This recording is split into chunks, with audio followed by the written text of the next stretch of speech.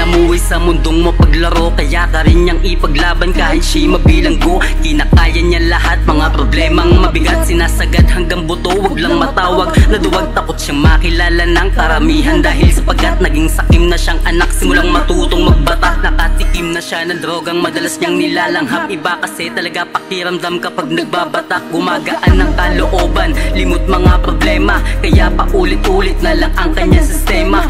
Paulit-ulit na lang siyang gumagamit ng bato, hindi pa siya nakukontento, nagtitake pa ng damo kasama ang mga kaibigang masayang nagiinuman. Hanggang magkahulihan wala daw siyang pagsisisihan, ganyan siya kasakim di man alam ng karamihan. Marami pa ang mga kwento na inyong dapat malaman.